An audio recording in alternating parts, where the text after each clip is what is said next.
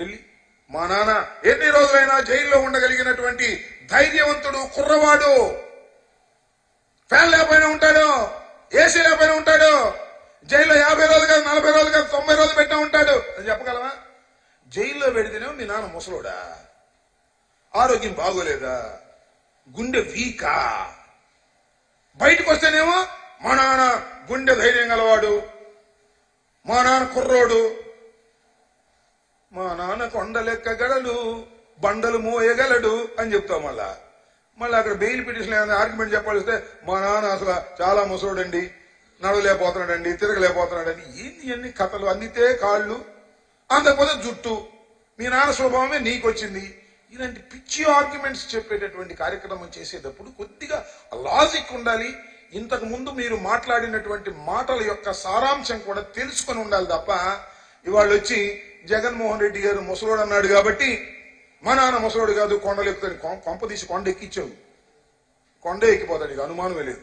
పంది కోసం కొండ ఎక్కించావు అనుకో, కొండ ఎక్కిపోతాడు. ఇట్లాంటి పిచ్చి పిచ్చి సవాళ్లు చేసే కార్యక్రమం చేయకండి. ప్రజల్ని ఎంటర్టైన్ చేయడానికో లేక మీ తెలుగుదేశం క్యాడర్ ని ఉత్సాహపరచడానికో చేసిన ఉత్సాహపడని విషయాన్ని గుర్తుపెట్టుకోమని మనం చేస్తున్నా. అంతేకాదు నా గురించి కూడా ఏదో మాట్లాడక ఐ డోంట్ కేర్ దాట్. కుర్చీ మడత పెడతానంట ఈ మధ్యన. ఇప్పుడు చూసారా మీరు? డయాస్ మీదకి వచ్చి కుర్చీ తీసుకొచ్చి ఇట్లా మడత పెడుతున్నాడు. కుర్చీలు మడత పెట్టడంలో లోకేష్ బాబు అంత గొప్పవాడు ఎవడు లేడు. రాసుకోండి అయ్యా. గిన్నీస్ బుక్ రికార్డు కుర్చీలు మడత పెట్టడంలో ఒక కుర్చీ ఏంటది? శాసన మండలి కుర్చీ మడత పెట్టేశాడు. మంత్రి 5 శాఖల మంత్రి, 5ఏనా 6 మరి ఎన్నో మంత్రి కుర్చీ మడత పెట్టేశాడు.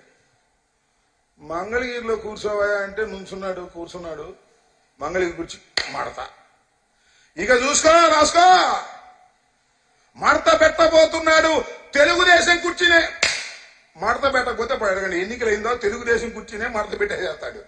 ఏమీ సందేహం లేదు. నేను అనేక సార్లు చెప్తున్నా, అరే బాబు మీ తెలుగుదేశానికి పట్టిన శని ఈ కుర్చీలు మడత పెట్టే లోకేశారా బాబు అంటే మీరు నా మాట నమ్మరు.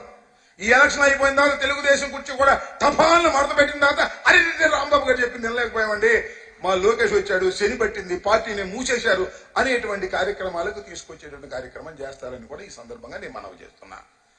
సవాళ్లు స్వీకరించదలుచుకుంటే, దమ్ముంటే, వెన్నుపూసలో బలముంటే సవాలు స్వీకరించండి. ఎప్పుడో చెప్పాం, సింగిల్ గా వచ్చే దమ్ముందా అని. మేము సింగిల్ గా రాలేమండి, సవాల్ అయితే చేస్తాం. మేము వచ్చినప్పుడు మాత్రం గుంపులు గుంపులుగానే వస్తాం. అవును, మీరు గుంపులు గుంపులుగా వస్తాం, ఇంకో గుంపు చాలా, ఈ 2 గుంపులు చాలా, ఇంకో 3వ గుంపు కోసం ఢిల్లీ తిరుగుతున్నారు.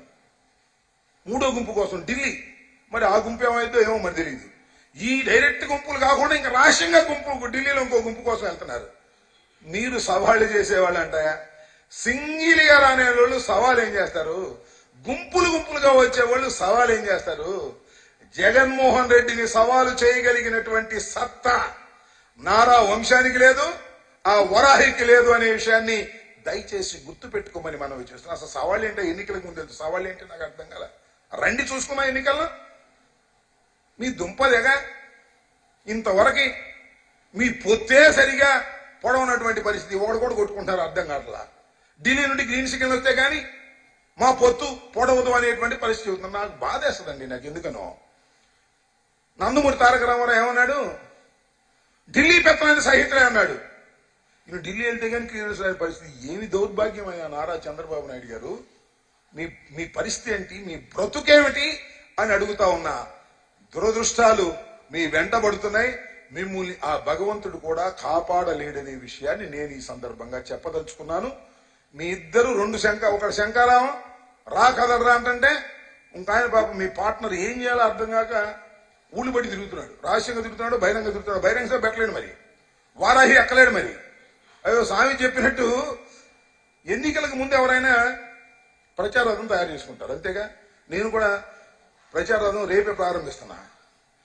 చంద్రబాబు ప్రచారం లేదు, లోకేష్ కు ప్రచార రథం లేదు, ఆలు లేదు, కోళ్ళు లేదు, సోలు లేదు, కొడుకు పేరు సోమలింగం అని అసలు నువ్వు ఏ పార్టీతో పొత్తు పెట్టుకుంటావో తెలియదు. అసలు నిలబడతావో లేదో తెలియదు, ఎన్ని సీట్లు ఇస్తావో తెలియదు. వారాహి అంట పెద్ద చేసి పెడతారు మిలిటరీ లాగా.